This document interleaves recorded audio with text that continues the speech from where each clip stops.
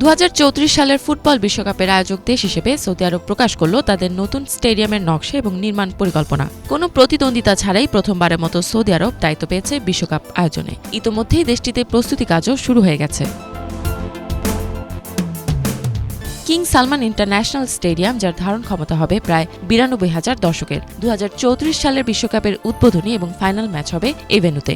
সম্প্রতি সৌদি আরবের ক্রীড়া মন্ত্রণালয় একটি কম্পিউটার জেনারেটেড ভিডিও প্রকাশ করেছে, যেখানে স্টেডিয়ামের প্রথম চিত্র দেখা গেছে। সৌদি আরবের রিয়াদে কিং আব্দুল আজিজ পার্ক প্রকল্পের অংশ হিসেবে স্টেডিয়ামটি নির্মিত হবে। 2029 সালের মধ্যে সম্পূর্ণভাবে স্টেডিয়ামটি প্রস্তুত করার লক্ষ্য নির্ধারণ করা হয়েছে।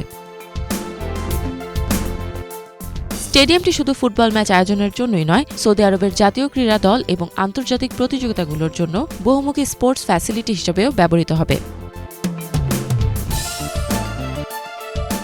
2034 সালের বিশ্বকাপ 48টি দল নিয়ে অনুষ্ঠিত হবে। এই বিশ্বকাপ আয়োজনের মাধ্যমে সৌদি আরব আন্তর্জাতিক ক্রীড়াঙ্গনে নিজেদের প্রভাব বাড়ানোর পাশাপাশি বিদেশি বিনিয়োগের পথ সুগম করতে বেশ আগ্রহী।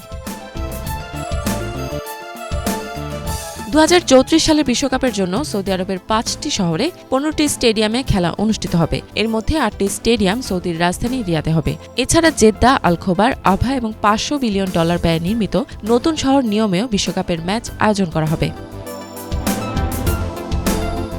সৌদি আরবের বৃহৎ ক্রীড়া পরিকল্পনা শুধু ফুটবল বিশ্বকাপেই সীমাবদ্ধ নয়। দেশটি 2027 সালে এশিয়ান কাপ ও 2029 সালে এশিয়ান উইন্টার গেমসও আয়োজন করতে আগ্রহী। ক্রীড়া ইভেন্ট ছাড়াও ফ্যাশন শো এবং কনসার্টের মতো ইভেন্টের আয়োজন করে সৌদি আরবকে বিশ্ব দরবারে ভিন্ন আবহে হাজির হতে দেখা যাচ্ছে।